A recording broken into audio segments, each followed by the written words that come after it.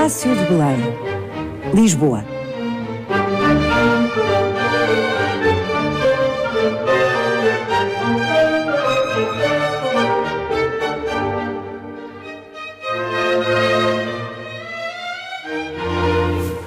Quando pensamos no Palácio de Belém, pensamos automaticamente no Presidente da República e, de facto, o Palácio de Belém é a residência oficial do Presidente desde que a República foi implantada em Portugal. Mas o que é que nós sabemos exatamente sobre esta casa?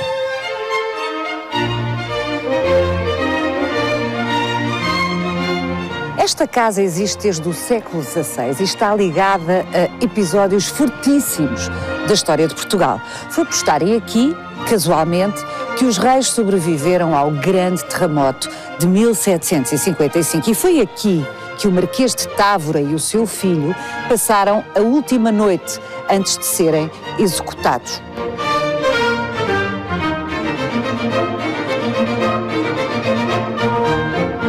Depois da instituição da República, o Palácio de Belém ganhou nova vida. A partir de Manuel de Arriaga, o Palácio de Belém já teve 18 ocupantes e prepara-se agora para receber o 19º.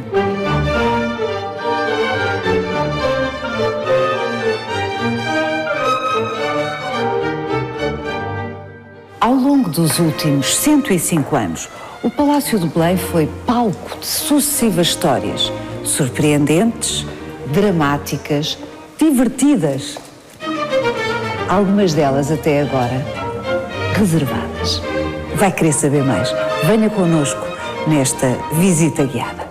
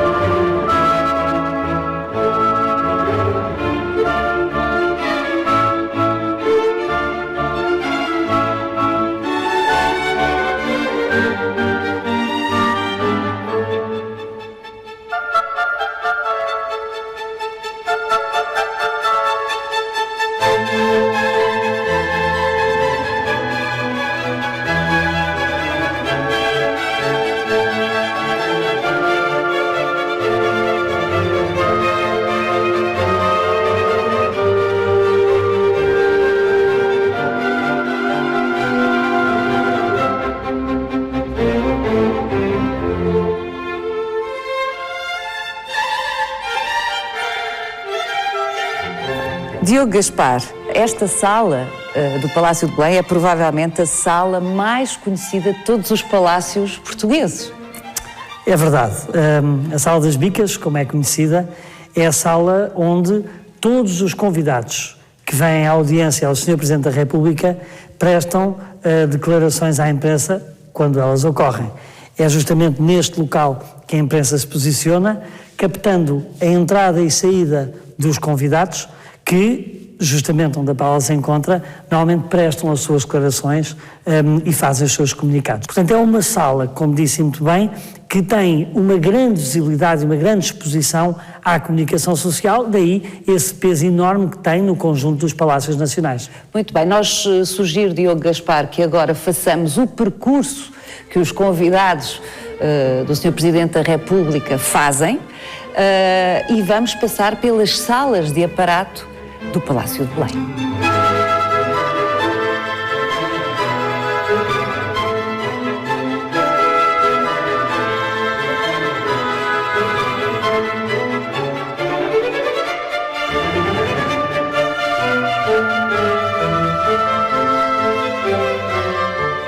Entramos na Sala Dourada.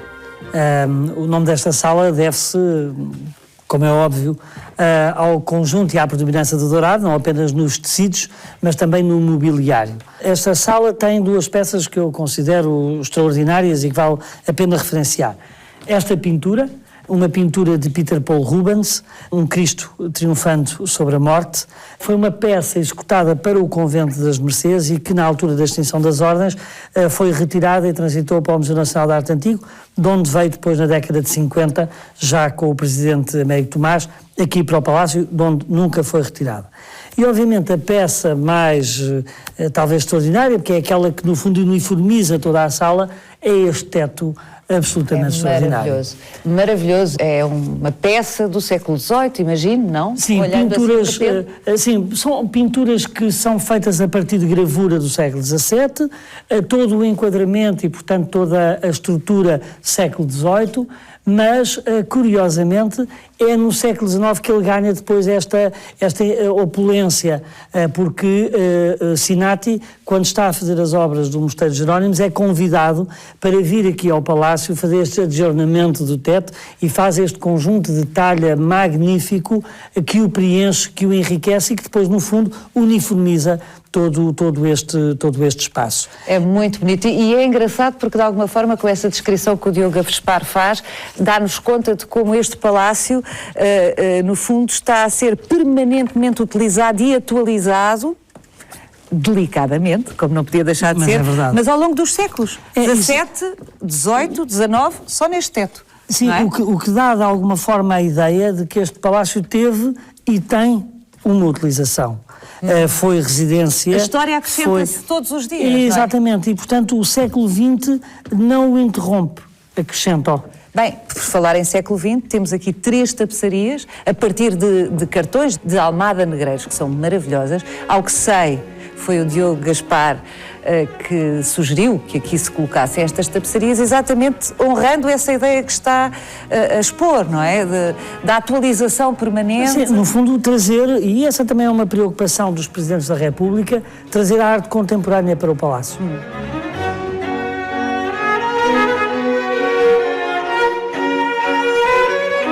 Numa sala cujo teto é... Ora bem, uma peça do século XVII, ligeiramente alterada no século XVIII e já no XIX. É a pintura mais antiga visível no Palácio? Exatamente, é da estrutura original do Palácio, com o medalhão do rei Dom João VI. Uma alusão às invasões francesas e à partida, que foi aqui de Belém, à partida do rei para o Brasil. Esta sala chama-se? Sala Império. Sala Império. E é que faz, de facto, a transição para as 2 salas, talvez mais importantes, ou que ganham maior importância, enquanto Palácio Residência Oficial do Presidente da República.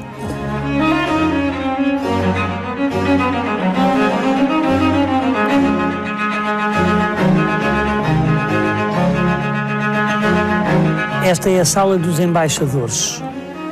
É aqui, nesta sala, que ocorrem algumas das mais importantes cerimónias atualmente, ou na República. A entrega das cartas credenciais aos embaixadores e, por essa razão, o nome que esta sala ganha no século XX. Mas é também nesta sala que, ao longo destes 105 anos de República, é aqui que muitos governos tomam posse, é aqui que se atribuem muitas das condecorações enquanto ato pleno do Presidente da República, é aqui que são trocados presentes de Estado, mas eu permito-me, Paula, fazer aqui o destaque a este lustre, que é absolutamente extraordinário. É extraordinário, aliás, tem uma feição um pouco bizarra em Portugal, e mesmo, eu não diria, não sei, não é francês também? Não, e guarda uma história particularmente curiosa. Foi o rei Dom Fernando de Saxe-Coburgo que adquiriu esta peça em Murano. E como é que ele a adquire? Ele sabe que esta peça tinha sido encomendada pelos czares da Rússia, daí as águias bicéfalas como símbolo dos czares, o cetro e o mundo, guardados nestes marcos iconográficos, e eles tinham encomendado esta peça em Murano. E pelo seu elevado valor, acabaram por nunca levantar a peça. Portanto, encomendaram e não foram lá buscá-la para não ter que pagar. Ora nem mais. O rei Dom Fernando de Saxe-Coburgo sabe que esta peça ali está. Sempre atento à arte. E tudo o que se fazia na Europa. Muitíssimo requintado, exatamente. Adquire a peça, trá-la para o Palácio das Necessidades e depois é em 1911, quando o Palácio de Belém se torna uma residência do chefe de Estado, que esta peça aqui é colocada. Chefe de Estado? Da República. Da República, exatamente. E é nessa altura que esta peça vem para o Palácio de Belém e aqui permanece até os dias de hoje.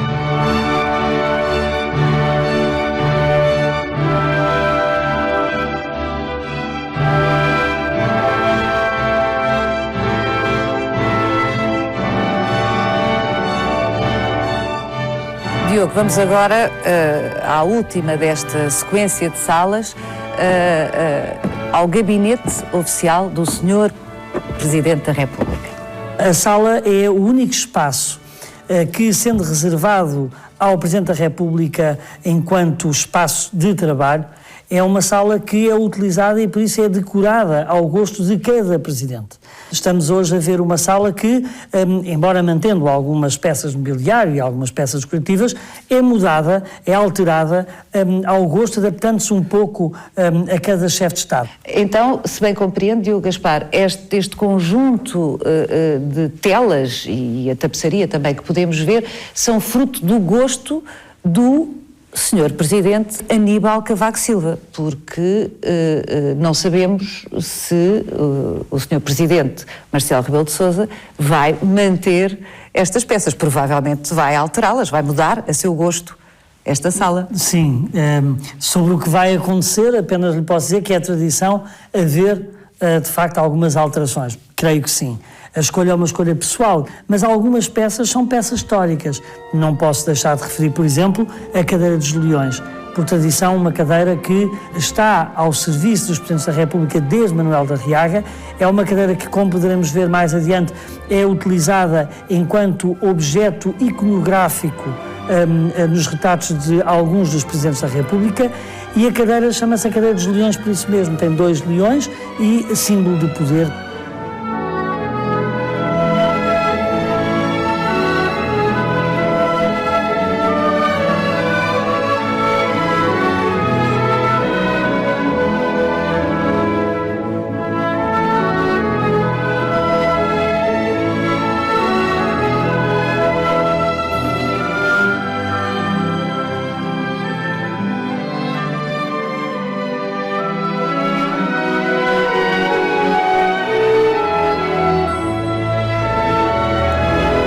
Diogo, só por causa desta varanda, sobre este parterre, sobre o Rio Tejo, justificar-se-ia escolher o Palácio de Belém como residência oficial do Sr. Presidente da República, ainda que esta casa não tenha nascido como palácio. Em rigor, nós pensamos sempre nela associada à República, mas de facto, como já fomos percebendo pelos salões, tem uma história muito anterior que começa no século XVI. É verdade. Esta casa nasce com a ideia de um mecenas do Renascimento, de ter um espaço próprio de residência dos monges arábidos que ele aqui acolhe, e nesta casa, nos seus jardins, nesta, de facto, natureza que é luxuriante, hoje diferente, evidentemente, de feição, mas sobre o Rio Tejo, que muitos saraus, muita poesia se escreveu e se disse aqui. É muito importante sublinhar que Belém era muito distante da cidade de Lisboa no século XVI, no século XVII, no século XVIII, era muito distante da cidade de Lisboa. E é por essa razão, justamente por essa distância à cidade, que o rei Dom João V começa por olhar para a zona ocidental da cidade. Ou seja, 2 séculos depois? 2 séculos mais tarde, para século conseguir, XVIII? Sim, em 1726, logo no início, 1726, o rei Dom João V adquire uma série de casas senhoriais, de conventos, de pequenos palácios nesta zona ocidental da cidade, com um único propósito: destruir estes edifícios e construir a grande patriarcal de Lisboa. Era essa uma das suas ideias, um dos seus desígnios de reinado, e esse edifício da patriarcal acabou por nunca chegar a ser construído. E daí que, ainda hoje, este lugar espantoso e outros que estão um pouco disseminados pelo território que hoje é da Junta de Freguesia de Belém, que sejam hoje cidade de Lisboa e tenham subsistido a essa ideia do rei Dom João V. Diogo Gaspar, então é com Dom João V que esta casa, ainda que para derrubar, segundo os planos de Dom João V, veio para a Casa Real Portuguesa, porque até aí estava nas mãos de privados. Exatamente. É o rei Dom João V que, em 1726, como digo, compra esta casa, já ao 3º Conde de Aveiras, e toda a quinta, a chamada Quinta do Outeiro das Vinhas, que vai até ao limite hoje do Palácio dos Condes da Calheta. Todo este território que compunha o Palácio de Belém, vem a ser uma casa de veraneio da família real. Lembro que nunca nenhum rei viveu no Palácio de Belém. Contudo, foi devido ao facto de Dom José estar aqui, casualmente, de passagem no Palácio de Belém, que fez com que ele e a família real sobrevivessem ao terremoto de 1755. Contaria. É verdade. Felizmente, mas muito curiosamente, o rei Dom José estava aqui com a família numa dessas suas estâncias, uma passagem efêmera. Dá-se o terremoto de 1755, é aqui que ele tem conhecimento que o terremoto devastou a cidade de Lisboa, a qual seguiu depois não só o incêndio como o tsunami. Estamos, como dizíamos há pouco, longe do epicentro e do centro da cidade.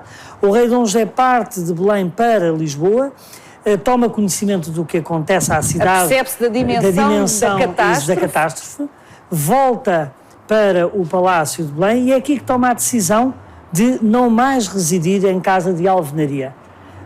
E por isso, onde hoje nós temos este maravilhoso jardim de bucho que foi mandado fazer por Dona Maria I, tínhamos na altura um parterre, onde se construiu uma primeira tenda gigante, onde o rei passou a pernoitar, e a partir daqui deu ordens para que se construísse a chamada Real Barraca da Ajuda, portanto, a pouca distância do Palácio de Belém. Curiosamente, e por grande infortúnio, essa Real Barraca também ardeu. Exatamente, é devastada por um grande incêndio, onde parte das coleções que subsistiram também se perderam. Mas, curiosamente, desse terremoto de 1755, permite-me só dar duas notas rápidas. Uma é que se pensa que uma parte do revestimento azulejar desta varanda do Palácio de Belém tenha resultado de uma transferência daquilo que foi depois a ruína do Paço da Ribeira, e, portanto, que tenham sido colocados aqui neste palácio. E algumas adaptações aos novos espelhos, portanto, das caixas murárias.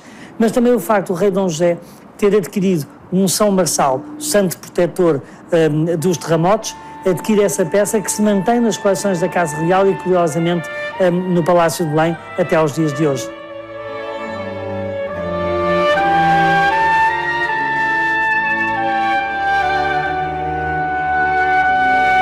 Foram anos muito negros, esses meados do século XVIII para Portugal e para a Casa Real particularmente, porque 3 anos depois do terremoto, do grande terremoto de Lisboa, que impressionou todo o mundo, o rei Dom José sofre um atentado, alegadamente por uma importantíssima família portuguesa, os marqueses de Távora, que estão também ligados, tragicamente agora, ao Palácio de Belém. Vamos até ao Pátio dos Bichos tomar conhecimento desta história, Diogo. Muito bem, uma história que, como dizia bem, impressiona, uma história negra, mas que tem, de facto, uma passagem por Belém e não é por casualidade.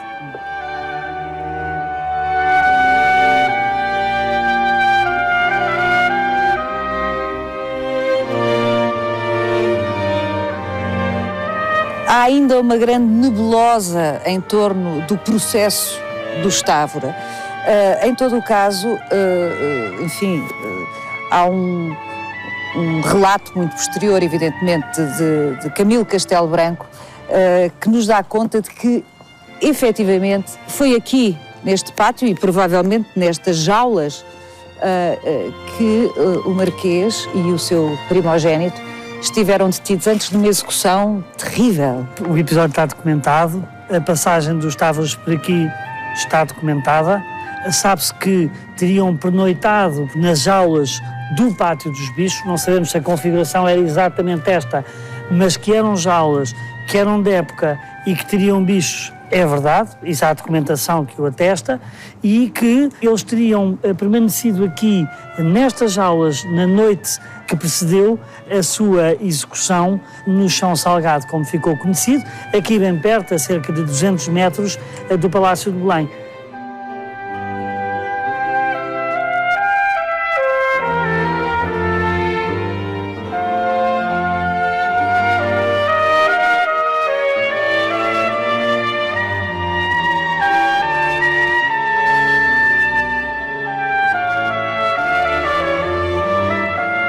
Anos negros estes, Dom José, meados do século XVIII, foi terrível. É um período marcado por convulsões, mas também um período marcado por alguma opulência.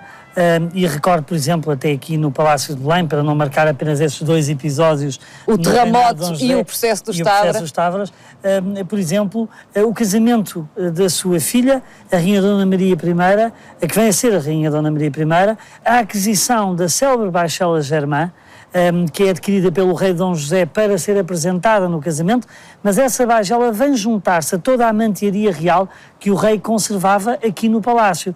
E, portanto, a primeira vez que essa célebre e magnificente baixela é apresentada em Portugal, ou é mostrada em Portugal, é aqui, de facto, no Palácio de Belém. Mas está hoje na Ajuda. Está hoje na Ajuda e algumas peças no Museu Nacional de Arte Antiga.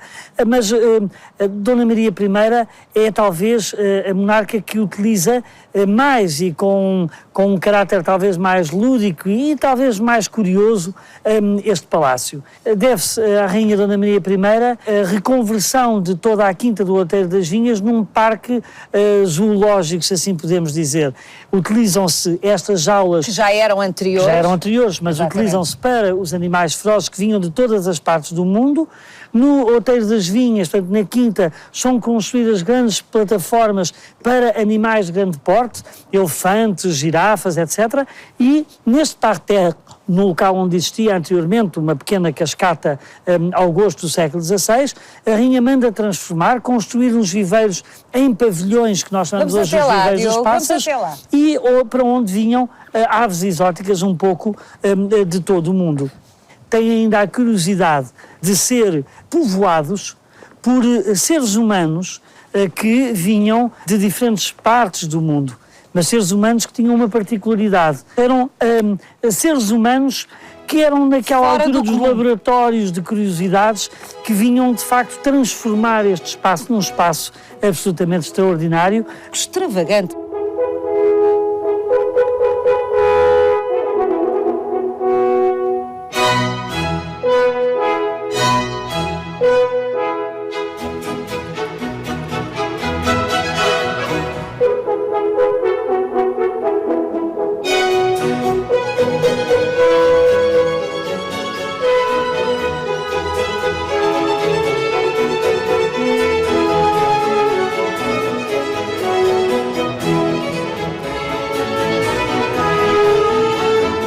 É importante sublinhar que realmente o palácio foi sendo construído e transformado ao longo dos séculos e isso dá-lhe este caráter singular. Tem variadíssimos espaços exteriores, cada um com a sua característica, mas tudo muito bem articulado. E realmente, durante o período da Dona Maria, aquilo que, enfim, talvez mais me impressione é a competência da obra de engenharia que foi feita para a água. De facto, o plano de engenharia hidráulica é absolutamente extraordinário. Há uma nascente no topo daquilo que era a Quinta do Outeiro das Vinhas, portanto, onde hoje é o Jardim Botânico e Tropical, e esse primeiro tanque, que funciona como um reservatório, é que faz acionar todo um mecanismo por propulsão. Todo o sistema de propulsão leva a água ao topo da cascata, a partir da qual depois a água faz irrigar todas as pequenas fontes, descendo em espécie de cascata até hoje ao nível da rua. E este sistema, apesar de tudo, conseguiu manter-se.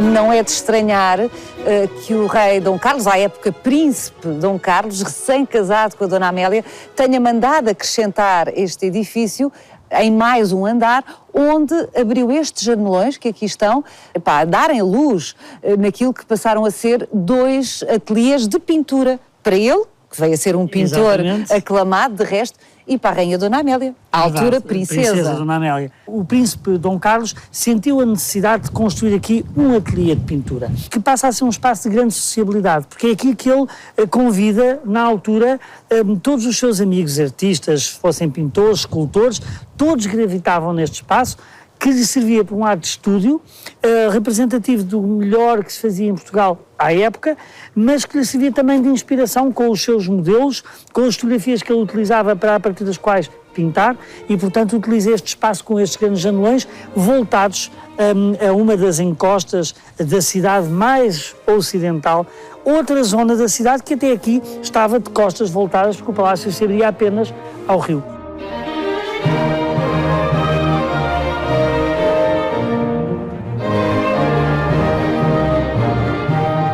José Manuel dos Santos, o meu novo interlocutor nesta conversa sobre e no Palácio de Belém. O José Manuel dos Santos, tão ligado a esta casa, vai falar-nos sobre a fase republicana. E a primeira pergunta que eu tenho para si, depois de termos, enfim, escutado o Diogo Gaspar sobre a fase monárquica desta casa, é como é que um palácio tão ligado à monarquia acaba por ser a residência oficial do Presidente da República, desde a primeira hora, de resto. Porque apesar de ligado à monarquia, era ao menos ligado à monarquia e não era um símbolo da monarquia. Sobretudo nos últimos anos da monarquia, o Palácio acolhia chefes de Estado estrangeiros.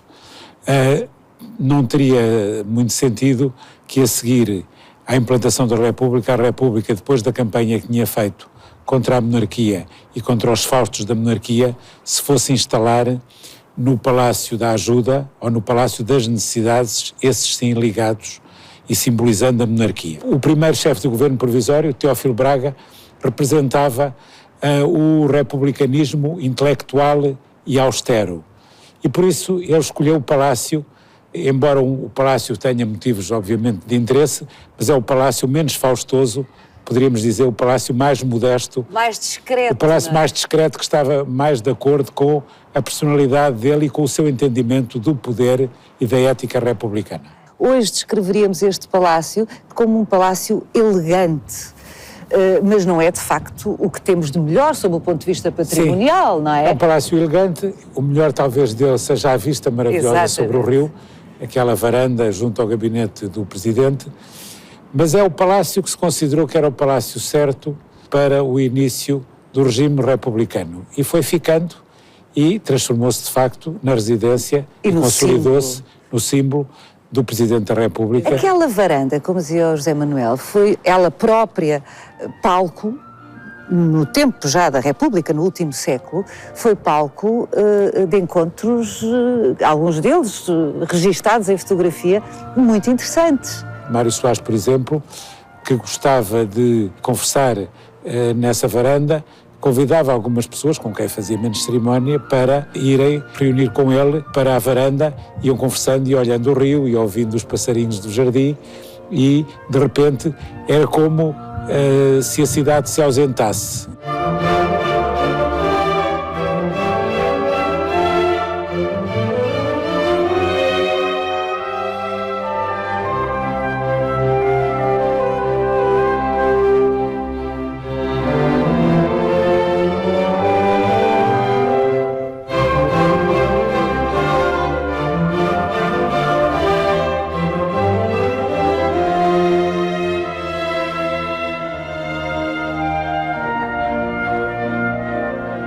Logo a seguir ao 25 de Abril, o Palácio era o centro do poder, tudo aqui se decidia. Uma das responsabilidades fundamentais do Presidente da República é antecipar e, nesse caso, prevenir as crises.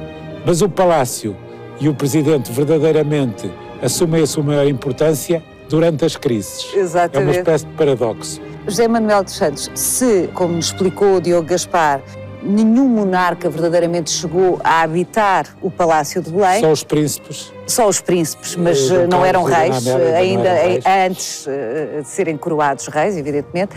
Também os presidentes da República, na maioria, não chegaram a fazer uso da prerrogativa que teriam de habitar o Palácio de Belém, como residência oficial da presidência da República. O primeiro presidente eleito acaba por vir... Manuel da Arriaga acaba por vir morar para o Palácio. Mora aqui neste anexo. Este anexo tinha sido construído para acolher os chefes de Estado estrangeiros e as comitivas, e ele acaba por morar aqui. Pagava na altura 100 escudos de renda. Mais que tarde... engraçado, mas isso era para vincar o caráter republicano do regime, o Presidente tinha direito ao seu gabinete de trabalho e, portanto, à sua residência oficial, mas aquilo que se considerava que era uma residência já particular e privada, ele tinha que pagar a renda como qualquer cidadão. Soberano é o povo e, portanto, o poder é delegado pelo povo e, portanto, é transitório, efêmero e limitado. E isso, digamos, tinha os seus sinais no cotidiano do Presidente, até nisso. Na renda que ele tinha que pagar no palácio onde Bernardino habitava. Machado, da primeira vez, também mora aqui, e Teixeira Gomes, que está aqui 2 anos, sendo embora um escritor, era um dandy, era um homem muito cosmopolita. Um grande colecionador. É um grande também. colecionador e um homem que gostava da boa vida. E, portanto, ele próprio traz um cozinheiro inglês e traz pessoal aqui para o Palácio que paga do seu bolso. Já na Segunda República, Craveiro Lopes vem habitar aqui outra vez o Sim. Palácio do Belém.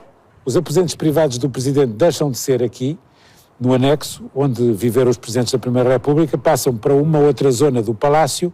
O Craveiro Lopes é o único Presidente do Estado Novo que mora aqui. E depois, a seguir, ao 25 de Abril, na democracia, o General Costa Gomes e o General Yanes habitam nessa zona privada do Talvez Palácio. a pessoa que tenha habitado durante mais tempo tenha sido o General Yanes. Certamente. Porque 2 mandatos. 2 mandatos, ele não vem logo no momento em que toma posse, mas vem pouco depois. Deve estar aqui 9 anos.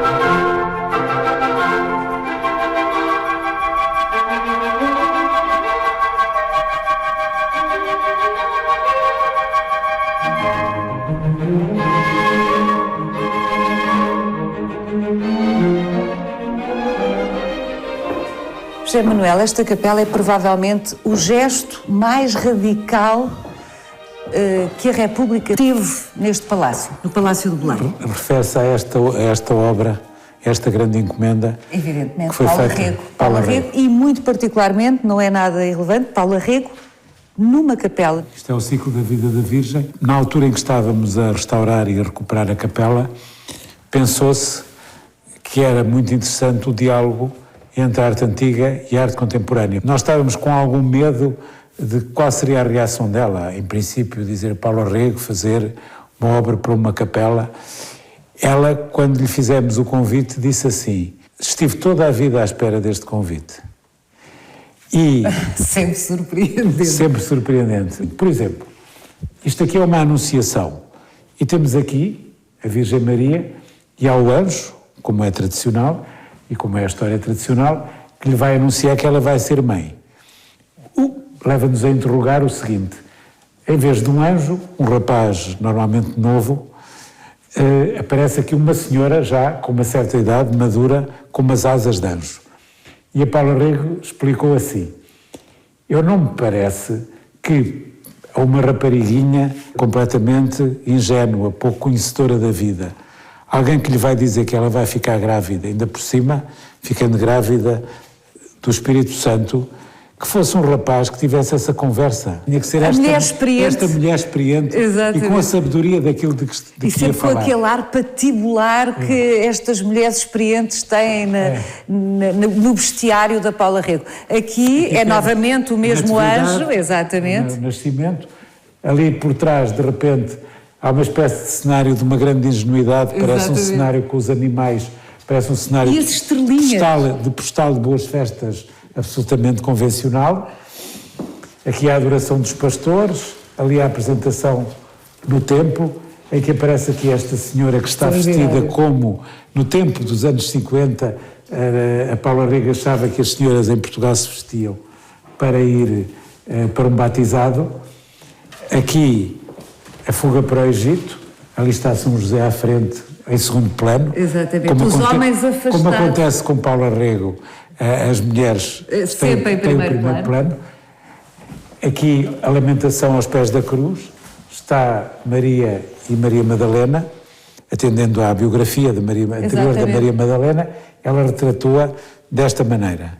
Aqui esta Pietà É extraordinária. É extraordinária. E é um rapazinho. E é um rapazinho, e eu perguntei-lhe, e ela, porquê é que este Jesus Cristo, que morreu com 33 anos, como é que aqui é um rapazinho? Ela usou, aliás, um colega da neta como modelo, a Paula Rego.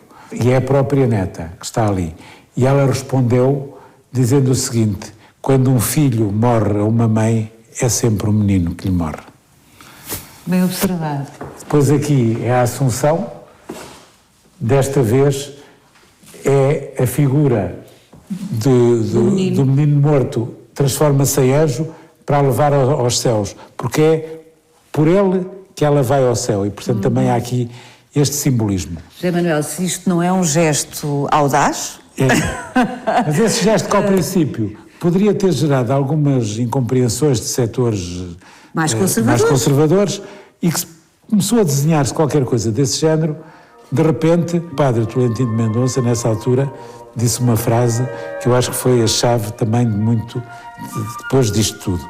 É porque disse: eu era capaz de rezar perante estas imagens.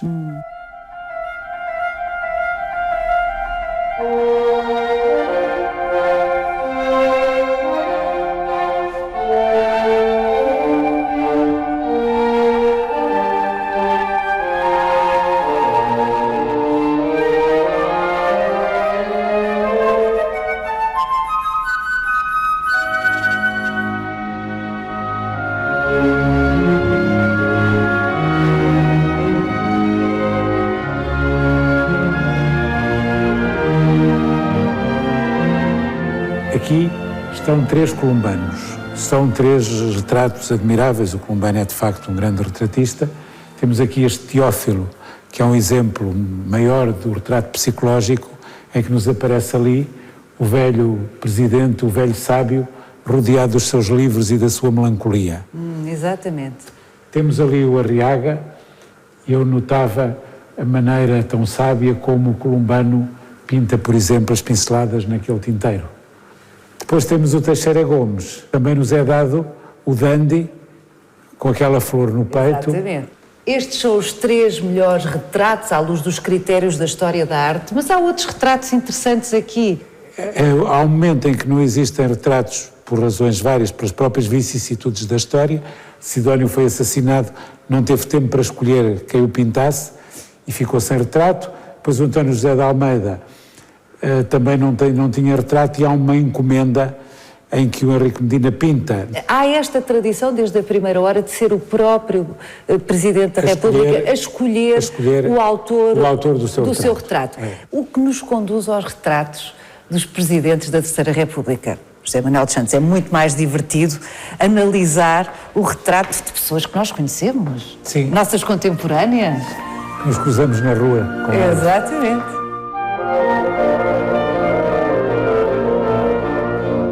José Manuel, eu sei que, enfim, estamos todos habituados a ouvir dizer que quem rompeu com o convencionalismo dos retratos dos presidentes da República Portuguesa foi o Dr. Mário Soares, o presidente Mário Soares, com o retrato encomendado a Júlio Pomar. Mas eu devo dizer... Quem rompeu foi o Júlio Pomar. Exatamente, embora o gesto da encomenda, por si só, também já garantisse o rompimento, não é? O Mário Soares sabia exatamente a quem estava a encomendar o retrato.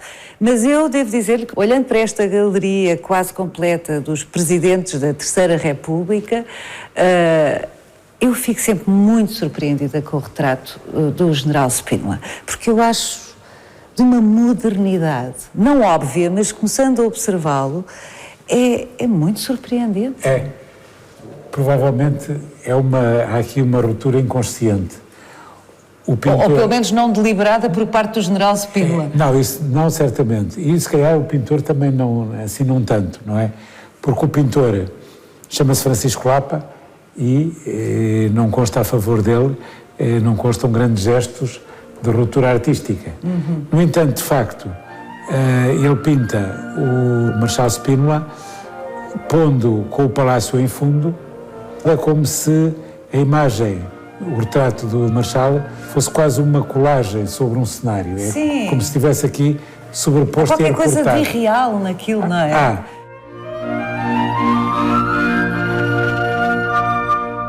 Em relação ao General Costa Gomes... É um retrato do Joaquim Rebocho, é o que é. Na expressão do Marechal Costa Gomes, há ali uma certa ambiguidade, e essa ambiguidade que muitos atribuem à personalidade dele, de qualquer forma talvez tenha sido útil. Hoje, com a distância, a gente pode achar que foi útil num período tão conturbado em que foi preciso um jogo de cintura por exemplo, que o Marechal Spirman não teve, claramente, claro. E que o Marechal Costa Gomes teve. Bom, os generalianos... Politicamente correto. É um quadro politicamente correto no sentido em que... É um quadro do Luís Pinto Coelho, indiscutivelmente competente. Que é um retratista competente e afamado. E é um retrato de um realismo, poderíamos dizer, fotográfico. Exatamente. Mário Soares parece que está a conversar com quem o vê, que salta do quadro, tem a cadeira dos leões que ele foi resgatar quando ele chegou a Belém. A cadeira não estava no gabinete presidencial, ele foi buscá-la porque tinha a ideia de que ela era a cadeira dos presidentes da Primeira República. E, portanto, bem a vimos ali atrás, exatamente, na outra galeria. E, portanto, é o quadro que faz a grande ruptura formal na galeria e aqui, consciente e deliberadamente. E se calhar não é só formal, é também ideológico, não é? Ou seja, a presença dos leões da cadeira da Primeira República neste quadro. Isso também. Mas a parte de ruptura propriamente, há aqui claramente uma cumplicidade entre o pintor e o pintado, entre o retratista e o retratado. São amigos. Mário Soares esteve na cadeia com Pomar e tem um retrato dele feito quando tinha 18 anos ou 19 e por isso o foi buscar e, portanto, há uma cumplicidade claríssima. Ao Presidente Jorge Sampaio, o retrato é de Paulo Arrego, foi o Presidente Jorge Sampaio que fez a encomenda de que falámos há pouco para a Capela. Há também uma cumplicidade entre os dois. Jorge Sampaio até foi advogado de Paulo Arrego. Paulo Arrego inicialmente ficou um pouco perplexa porque sabia que estava a fazer um retrato para uma galeria que era uma galeria convencional, às vezes... Cada vez menos convencional. Cada vez menos. Vamos ver o que é que se segue agora pelo Presidente Aníbal Cavaco Silva. Contribuem para isso. Às vezes ela perguntava-me assim, acha mal que eu ponha aqui um bicho aqui junto ao Presidente? E eu dizia, Paulo é que sabe. Ela foi buscar um busto da República. É o único retrato que tem de toda a galeria, que tem um busto da República, tanto mais de sublinhar quando o busto da República na Primeira República estava omnipresente. Omnipresente, mas não nos retratos. Mas não nos retratos não existe. Porque é muito engraçado, não é? Portanto, era omnipresente no imaginário dos contemporâneos da Primeira República. Nenhum deles se representa. Estes 3 últimos retratos dos presidentes constitucionais têm singularidades.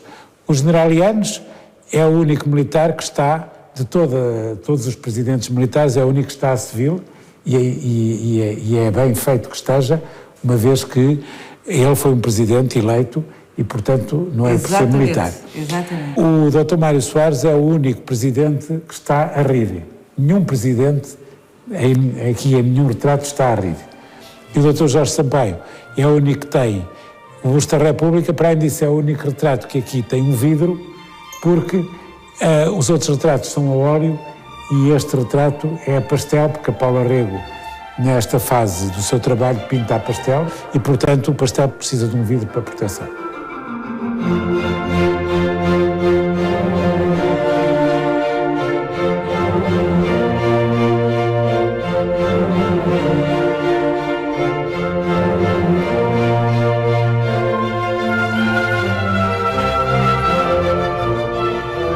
Zé Manel, nestas bonitas vitrines encontramos uma seleção dos presentes que foram sendo dados aos nossos presidentes da República.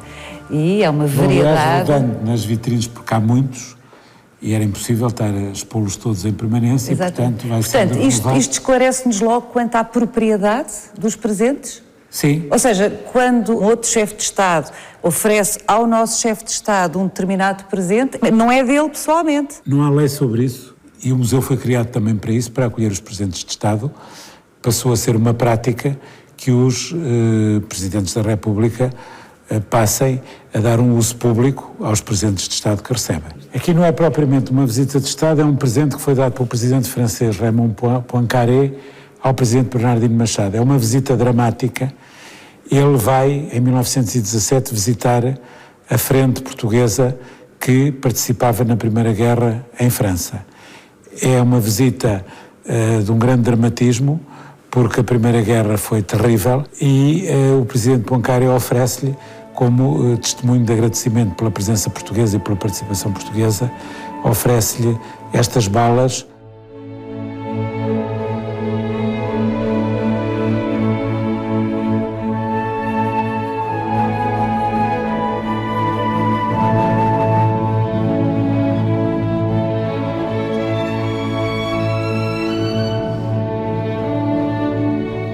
As peças são imensas aqui e todas elas contam histórias, como é evidente. Contam histórias.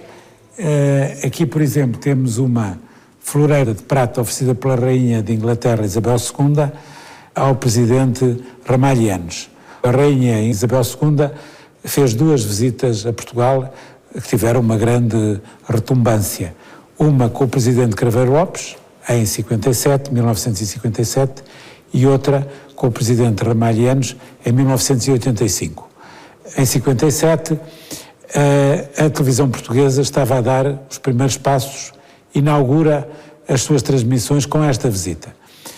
Nessa altura, a visita é planeada milimetricamente, não há nada que seja descurado e considerou-se que não poderia haver um cameraman quando a rainha chega ao Cais das Colunas a filmar, porque isso destoaria da solenidade do ato e ficaria ali como um intruso, esse cameraman como um intruso, naquela encenação planeada. Como os tempos mudam. Como os tempos mudam. Portanto, o cameraman teve que ser enfiado numa caixa de correio, simulou-se uma caixa de correio, ele estava a filmar a partir da caixa de correio, ali escondido. Hoje é ao contrário, não há nenhum ato que não seja, nenhum ato destes que não seja imaginado com a presença e mais do que isso, imaginado para a presença da comunicação social.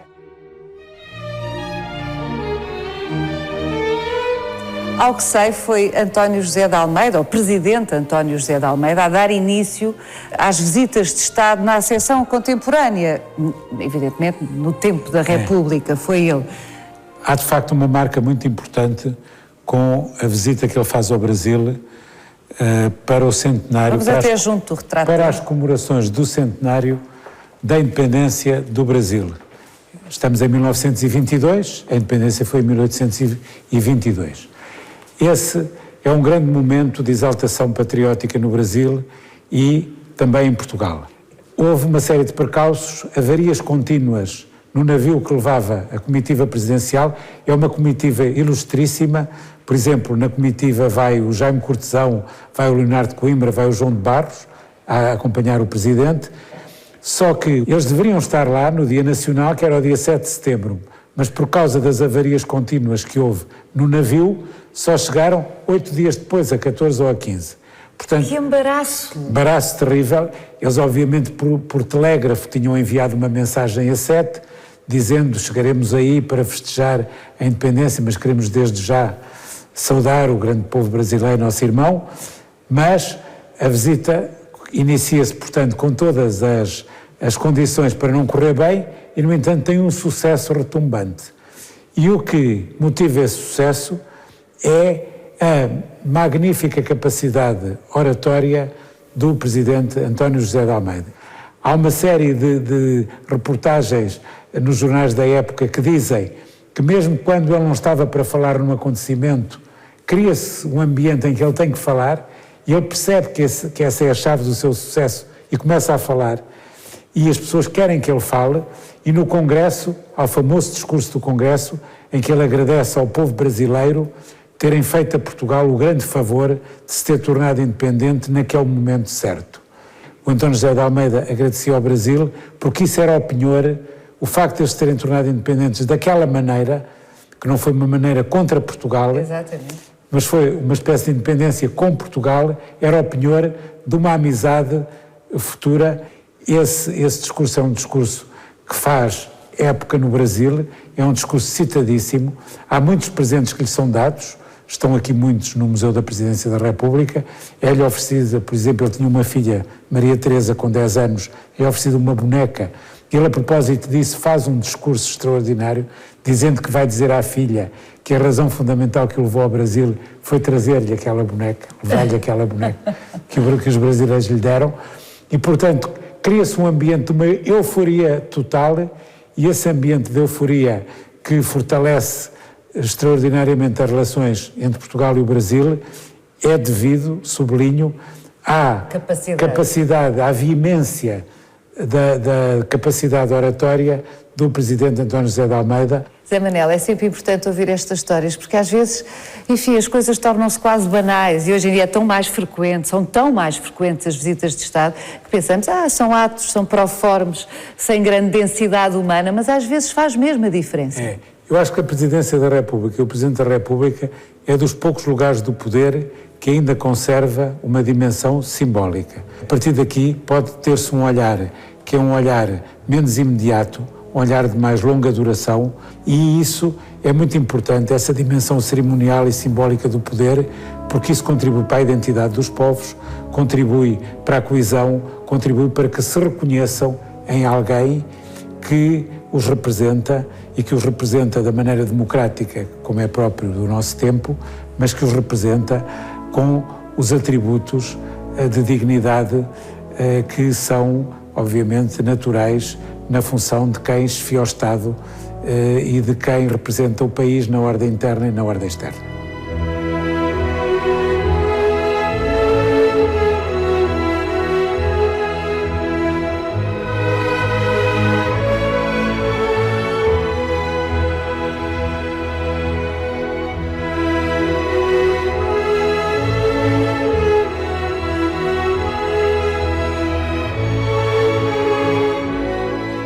Siga-nos no nosso sítio e na nossa página de Facebook, onde encontra este e os outros episódios do Visita Guiada.